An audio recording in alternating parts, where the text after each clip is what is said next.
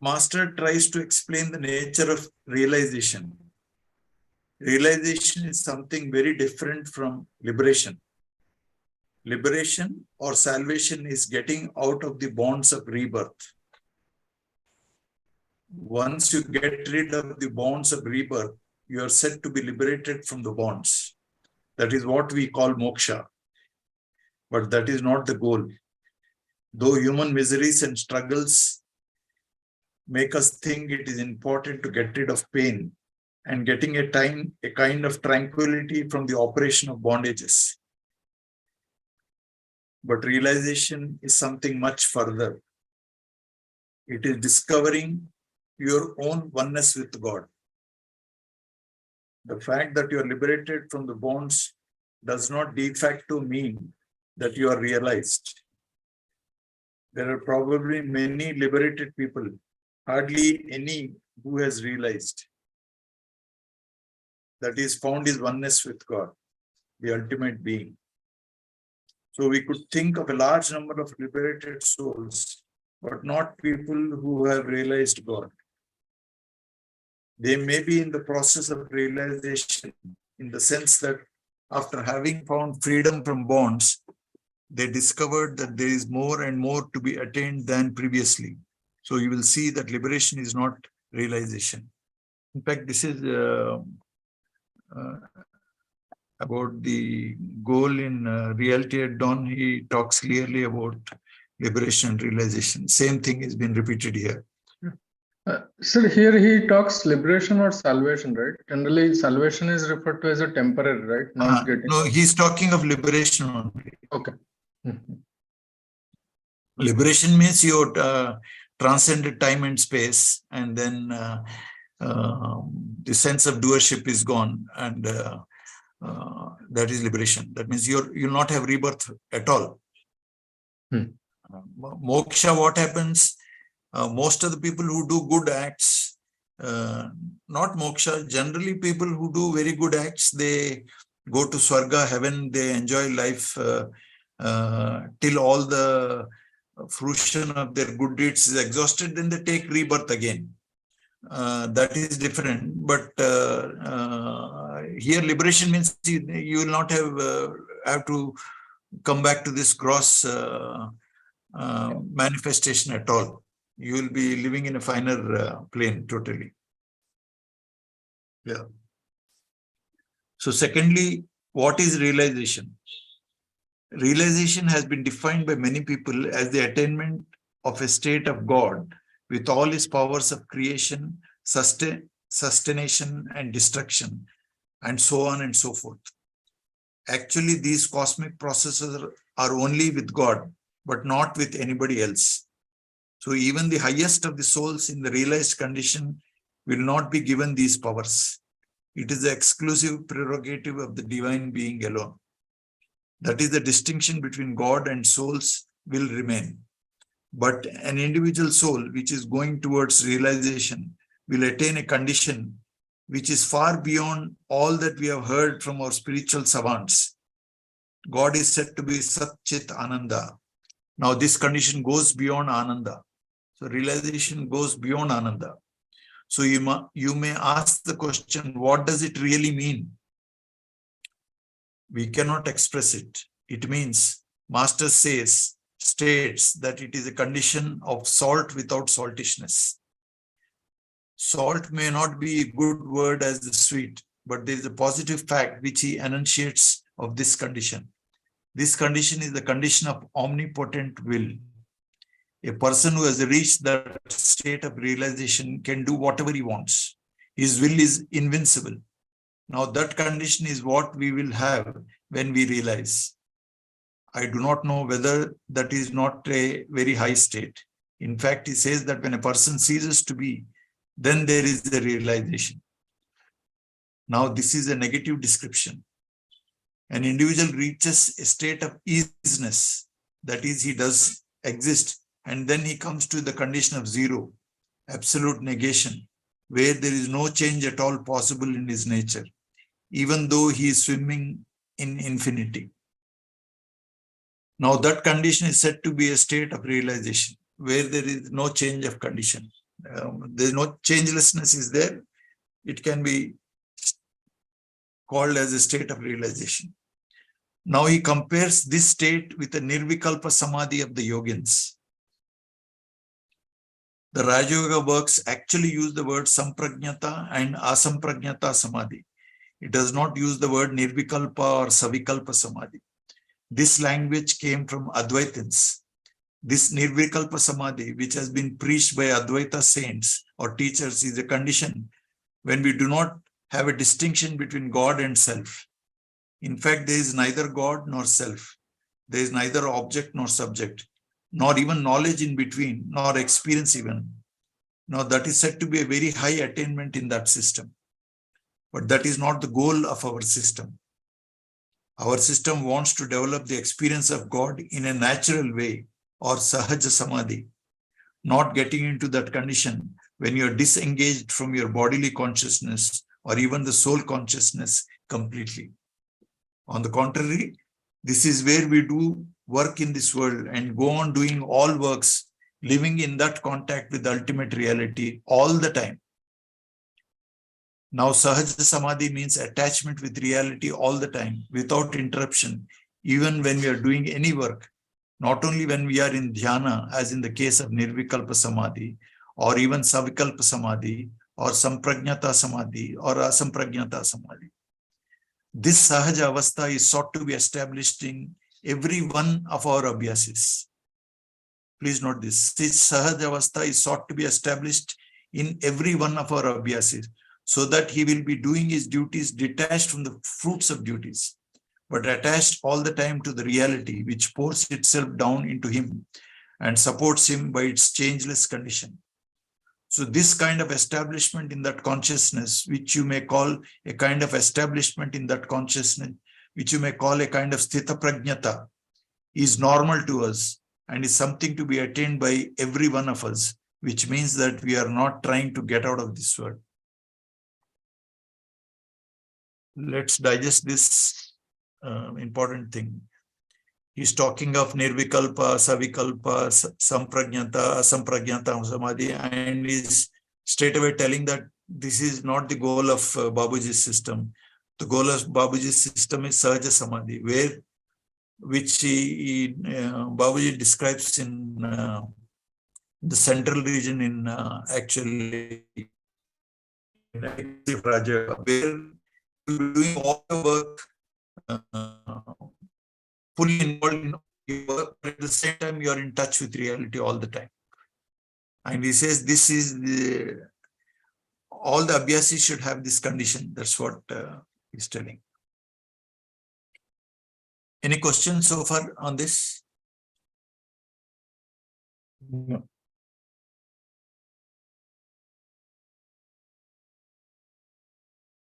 So the objective of the abhyasis of Sri Ramchandra is to attain sahaja samadhi. That means you're all the time in contact with God and you're performing all your actions, feeling the fragrance of the presence of divine throughout, whether the conscious or on subconscious level. So just one clarification. The nirvikalpa samadhi would be the absorption that we... most of us have that. You mean nirvikalpa samadhi and asamprajnata samadhi are almost similar. Yeah. Jnana is awareness.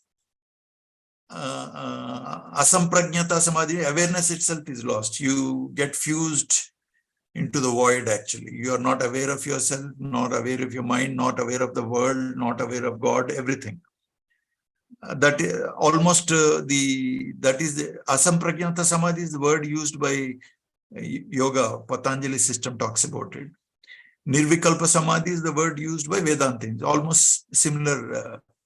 Kalpa is imagination. Nirvikalpa is no imagination. There is no wave at all. I mean, there's the subject, object, and the means of knowledge, which is the thinking, which is the meditating, all become fused into one. So my understanding is nirvikalpa samadhi and asamprajnata samadhi both mean the same.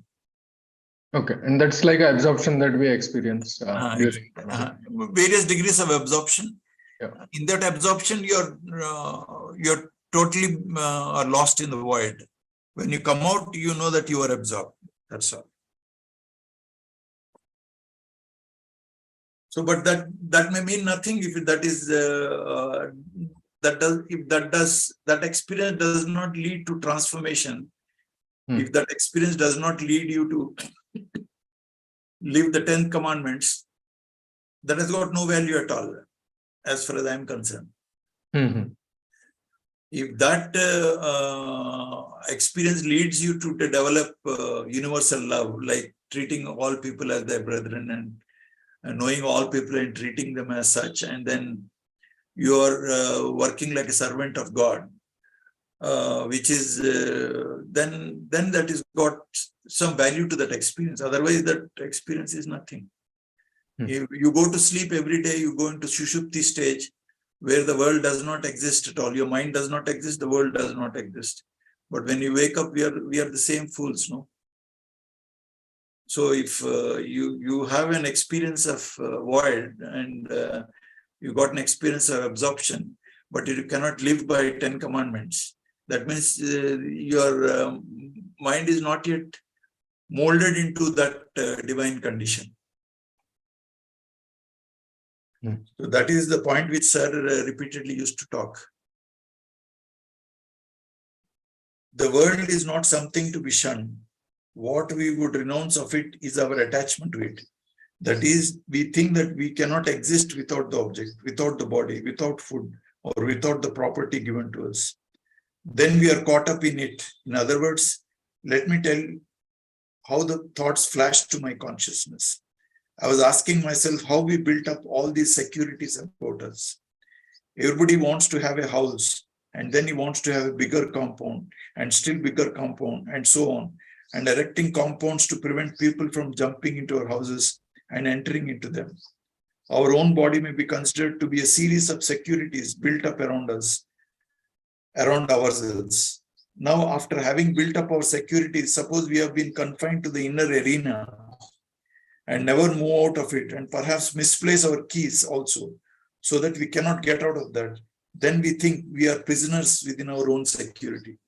We know a fortress that is built by our people to defend themselves from the enemy finally becomes a prison house when it is surrounded by others. Now, this is how we have built up our securities and attachments. So the very things we thought were necessary for our existence are now discovered to be obstructions to our freedom. In fact, we are prisoners in our own house, in our own bodies, by our own attachments. This is the general condition of the conditioned mind. And the first freedom you get is liberation, where, all these obstructions break down, and then you find yourself free. From there on, you move towards the condition where you feel your oneness with God. That is realization. So that is the main theme of Babuji's system, actually. Now I shall give another example. Firstly, a man wants to have a security of wife, and in fact it is mutual, let us say. Afterwards they beget children, and security of children, and then more children, more security, and then finally what do you find? In fact, we have what we call family misery, not family happiness. Our intentions were good. Our achievements have been rather disappointing. The one way by which some people say we can get rid of this attachment is remove all walls, throw away the body, throw away the family, renounce them. This is the only way by which we can get liberated. But I believe if you only think why we constructed for a while, and that it is not a kind of madness or foolishness, then we find that these securities are necessary, but without attachment. They must be flexible. We must have the power to control the securities, and we must be able to displace some securities with other type of securities. That is, all these organisms are built-in mechanisms. Then we need not get rid of the organism itself if we are flexible in human nature. I think we have a freedom to adjust the securities. So this freedom is what we can really see when we use our reason. So renunciation, as it is told by monks or mendicants, is, I say, a disastrous process when it is done against a society within which we have to grow. There is nothing wrong about us in that we are attached to them as if they are our real securities and real bondages. There is neither bondage nor security in them, except that we find them obstructing our real freedom, or when we find them not helping our freedom. Everything is done for the sake of freedom and not for the sake of bondage. But we also know transitoriness can bind us, and little knowledge can do much more havoc. So we are prisoners on our own accord. And sometimes we like the prison, and sometimes we hate the prison. Therefore, all bondages are due to ourselves or not due to God.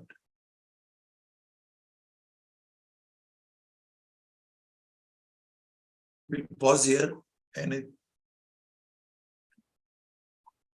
this is all about Viveka is talking.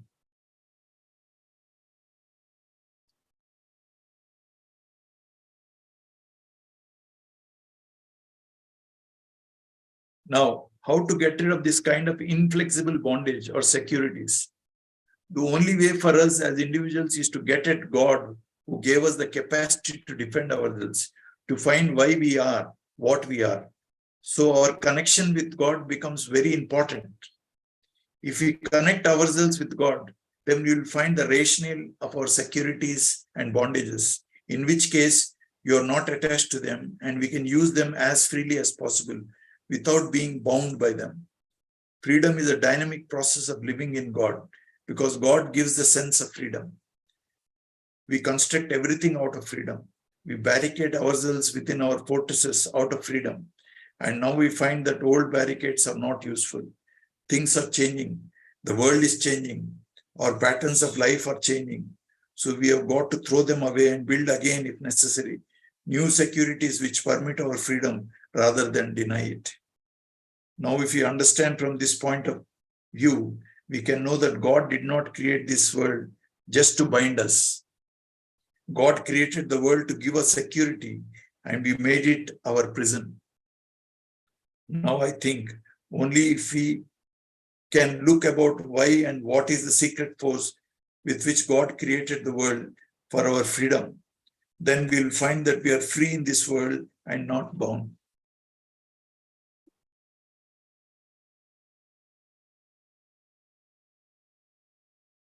Okay, anything, any comment or anything about it?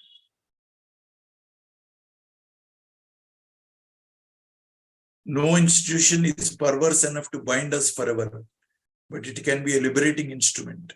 Now, this is the dynamics of spiritual life. We've got to connect ourselves with the ultimate. And Master says it is more simple. But we think that just as it was difficult for us to create barriers around us, the realization of God must be as ingenious as these things. Now, it is true, we have built our gods in our own image. And it is very funny thing when we study in mythology how we have created gods to our tastes and to our likes. But God is really simple. Now, the easiest thing we can do is to connect ourselves with God. Do not look to all these outer things that we have created. Now, through them shall we realize God, not through our barricades. What we have to get is God's mind within us, and it can be God. Religions have said the way to know God is torture. That is a terrible thing, as if he is our enemy. Our security is threatened by God. There we shall have God to our taste. Really, what Master says is the more simple thing is to get at God, because if you look into yourself, he is the force that made you construct all these things, and so he is within you. Do we think the creative power of our being, namely our having a God with such ingenuity and such skill, is not a power that is free from the thraldom? The very fact that we can get out of this body when we want and when we do not like the pattern of our body is a proof of freedom of the soul. Is that not the divine? Therefore, the divine force is within us. It is that which builds our body. It is that which draws itself from that body, and it can create another body according to its will with different types of securities. Now this supreme consciousness is within us. Only what has happened is so long as we are living within the body, so long as we are concentrated in running of this body, in the supervision of the body, it has lost the capacity to dominate the body as an instrument of freedom. So it is a victim of bondage, victim to the bondage, and to all its securities, social, religious, and so on. So if we just think ourselves, if we just think the heartbeat, the digestive process, the functions of the liver, the functions of the brain, your mere act of walking, your mere act of perception which is happening because of the enormous work done by your brain, that is the force actually which makes you enjoy this world. So that force is nothing but God. It is within us. But because our brain has become complicated, we are not able to recognize that divinity in us. Now, if a great man come to us and arouse that inner force within us, ignite it into action of its supreme possibilities of freedom, to know the divine and also to get more and more power from the divine thing, then a sense of freedom comes at once. Just as a man who is bound, if he gets a force, immediately expands and says, here are the possibilities to me. I can break up my bonds. So also if we can get the divine force into our system, do we think our own body will remain the body that it is? It will be quickened with a new life, new force, new abilities, and new possibilities. Now, this is a very great step.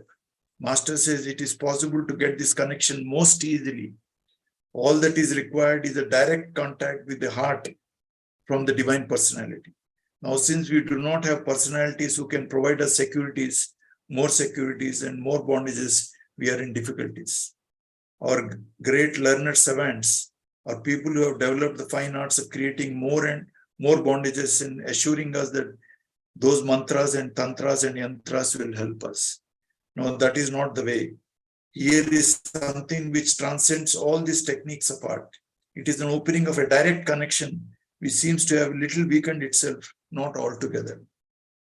That is why Master says the introduction of the divine force of thought into a consciousness is the simplest thing that can happen, and no kind of ritual or rite or any other technique of preparation are necessary. It may appear so to people who are brought up in the tradition of securities and a craftsmanship in them, but this is nothing. It is not something to be believed, but reality is beyond rites. It is a thing practically to be tested, in which case you find that all that we require in this is an opening of a line of connection with God, which is to be done by pranahuti. It is only the man who has reached the ultimate condition that can do this. He must be empowered by that supreme divine reality to connect every individual who offers himself to this consciousness. It is perhaps necessary to have a little discontent over one's lot in order to ask for it. It may happen even without your knowledge, but then there is this possibility at the present moment that the divine personality is with us today.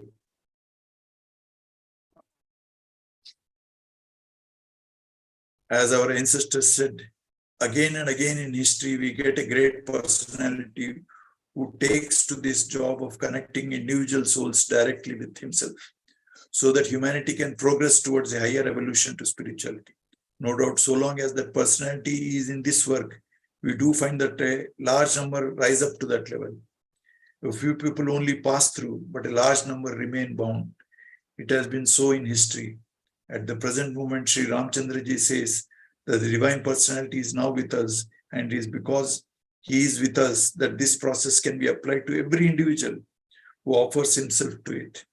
This pranahuti is a real one, and once it is established, the human individual grows to his real dimension of spirituality. He breaks the bonds and small securities which he has built up. Rather, they may not break, but he crosses them, because what has been built need not be destroyed unless it is useless for further security. It is just possible we do not want security at all. There was a time when everybody had to build fortresses around his own houses. Even now, some people do so when they're afraid of robbers. But then, robbers know how to break through, and we are in difficulties. So we build new fortresses. Nothing helps us. That is, we have the freedom of God within us and fearlessness. Why build up securities? We want a condition where we will not be threatened by anything. And therefore, we do not want any security against God. If God rules, everything can be removed. If God does not rule, but man rules, we want all security. We want to establish the kingdom of God in a way, at least so far as we are concerned. Don't think I'm thinking in terms of having a world looking after us individually. First, let us find out whether we are ruled by God or personal securities. I feel any person who has some taste of God's looking after us individually will appreciate that we are being protected once we are taken up by God. Now, every physical, economic, social element of institutions are there. The first thing that goes away from us is fear. Fear of our neighbor, fear of future, fear of the past. All these go away. If individually we can get that experience, if a nation can undertake it as a whole, I don't know whether it can do it. I think we do not want any securities even at this step. When we get to that state or will force, that will again set at naught anything. That is the supreme promise of our particular system. So realization would be there when we have no fear, when we are detached from everything except the ultimate, when our continuous living in God, for God, by God, which is reality, is established. Then we find that all the securities that we have built into our body, out of us, our society, are more instruments for little things, but for all practical purposes necessary. I may also say that we will have yet to do our duty in this world. As Sri Krishna says, do your work without attachment to the fruits thereof.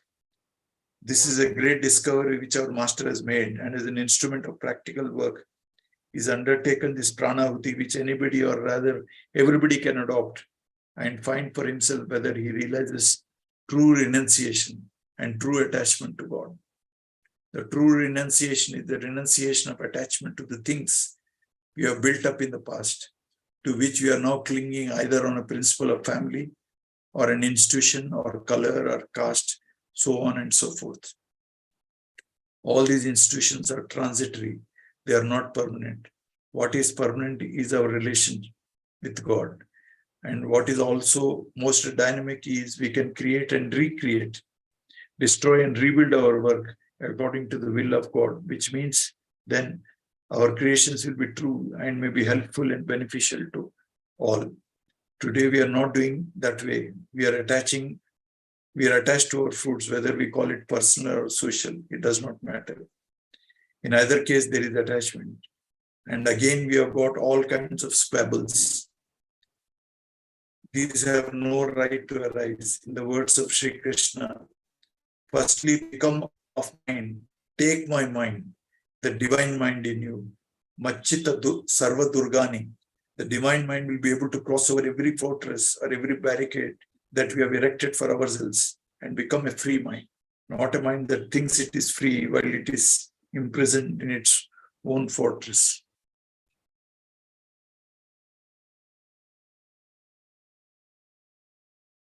So this is the gist. He spoke about Sahaja Samadhi. He spoke about our connection to God. He says you invite the mind of God into your consciousness and give freedom for that divine mind to operate in your consciousness. And you've broken all the bondages and you're free, you become fearless. And that is what Babuji calls life in life.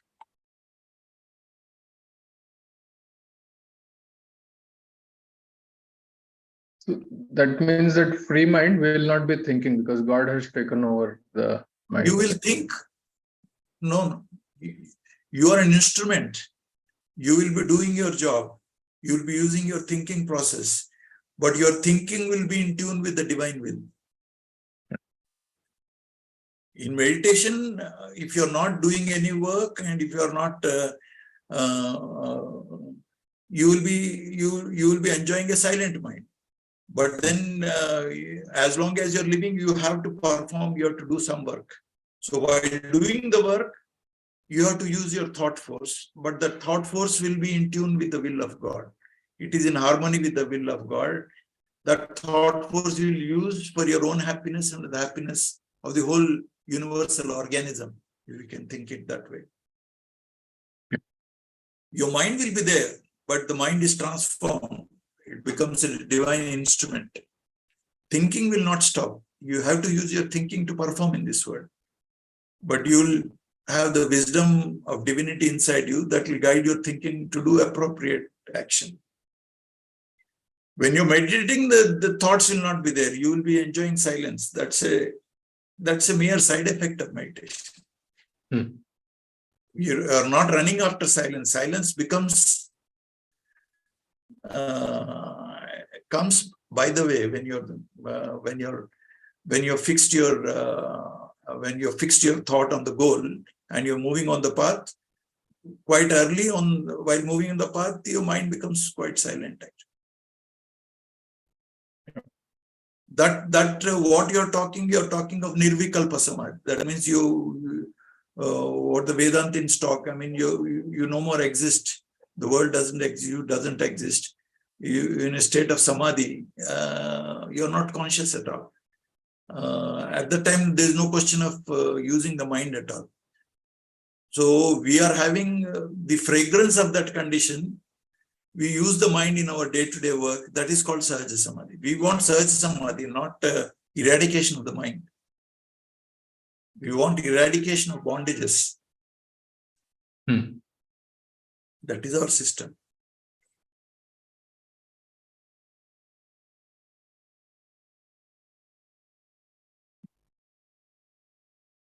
Anybody wants to have further clarification on this article?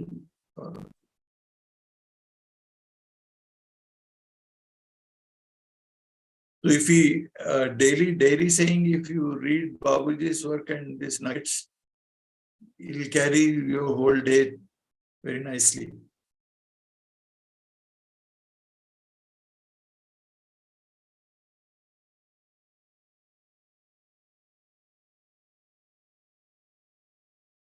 Okay, then we'll meet next Sunday then.